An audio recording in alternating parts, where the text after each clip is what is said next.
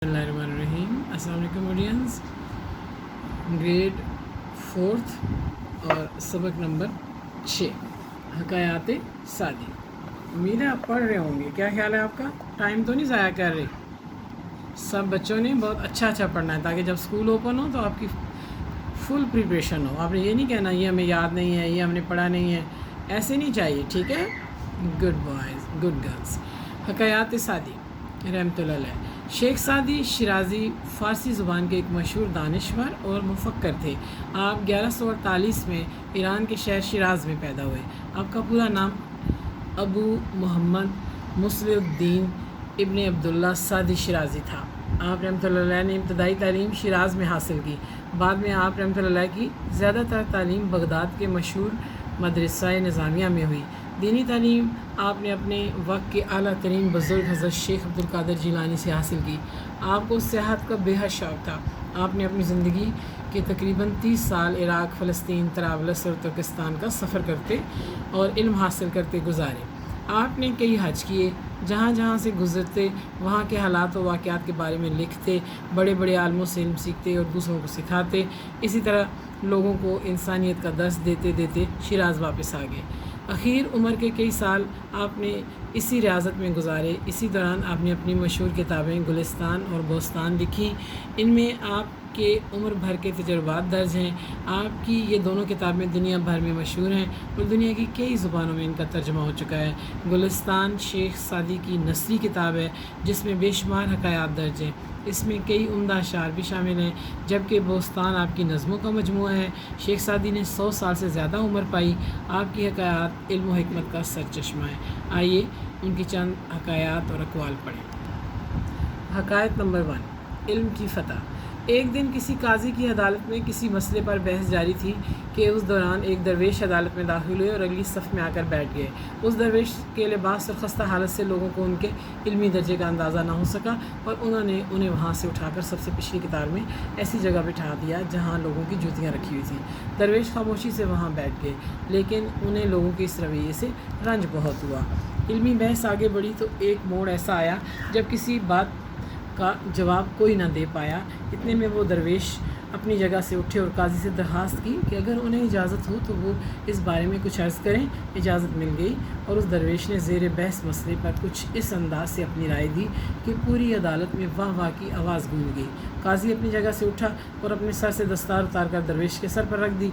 दरवेश ने दस्तार वापस करते हुए कहा कि उसके हकदार काजी ही हैं। फिर उस दरवेश ने लोगों को ये बात समझाई कि कोई शख्स अच्छे कपड़े पहनने की वजह से आलिम नहीं बन जाता, ना उसकी ज़ाहिरी हालत से उसके इल्मी मर्तबे की पैमाइश की जा सकती है। मीठा पानी तो मिट्टी के कुज़े में भी मीठा ही रहता है। सबक: इल्म व फ़ज़ल की पहचान लिबास से नहीं बल्कि किसी इंसान की गुफ्तगू और अमल से होती है। हकायत नंबर 2, दुआ का असर।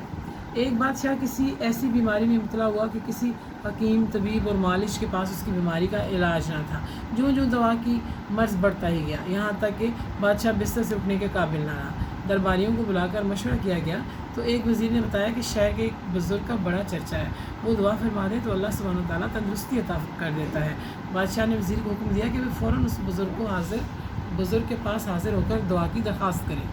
वज़ीर हुक्म की तामील में उस बुज़ुर्ग की खिदमत में हाज़िर हुआ। बादशाह सलामत की बीमारी का बताया और इल्तिजा की कि बादशाह की तंदुरुस्ती के लिए वो बुज़ुर्ग दुआ फरमाए। बुज़ुर्ग ने जवाब दिया, हमारी दुआ से बादशाह को क्यों कर शिफा मिल सकती है, जबकि वो रियाया को सताता और लोगों पर जुल्म करता है। जो मखलूक खुदा को सताए उस पर अल्लाह रहम नहीं फरमाया करता। तुम जाकर बादशाह से कहो पहले वो अपने गुनाहों की माफ़ी मांगे, फिर अल्लाह की रहमत का उम्मीदवार बने। जब खल्क़े खुदा की बद्दुआ पीछा करे तो किसी की दुआ फैज़ नहीं पहुंचाती। जो गरीबों पर रहम करता है अल्लाह उसी पर अपना रहम व करम फरमाता है। वज़ीर ने वापस आकर बादशाह को सारी बात से आगाह किया।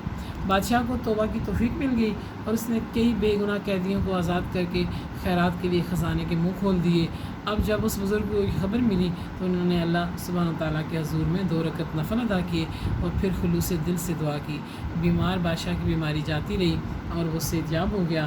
حضرت سعدی رحمۃ اللہ علیہ نے اس حقائق میں دعا کی قبولیت کی شرط یہ بتائی ہے کہ دعا مانگنے والے ہاتھ کسی پر ظلم نہ کرتے ہوں۔ رسول اللہ کی حدیث مبارکہ ہے کہ جس شخص کا کھانا پینا حرام ہو، لباس حرام کا ہو، وہ لاکھ ہاتھ اٹھا کر گڑ گڑائے دعا مانگے، اس کی دعا قبول نہیں کی ہوتی، اس کی دعا قبول نہیں ہوتی۔ سبق: دعا کی قبولیت کے لیے دعا مانگنے والے پر لازم ہے کہ وہ کسی پر ظلم نہ کرے اور رزق حلال کمائے۔ شیخ سعدی کے اقوال: اگر چڑیوں کا اتحاد ہو جائے تو وہ شیر کی کھال اتار سکتی ہیں۔ جو شخص بچپن میں تمیز نہیں سیکھتا وہ بڑا ہو کر بھی نہیں سیکھتا۔ ہر وہ طالب علم جو استاد کی سختیاں نہیں جھیلتا اسے زمانے کی سختیاں جھیلنا ہوتی ہیں۔ علم کے بغیر انسان کی زندگی ایسی ہے جیسے کوئی پھول کہ جس میں کوئی رنگ نہ ہو، نہ کوئی خوشبو۔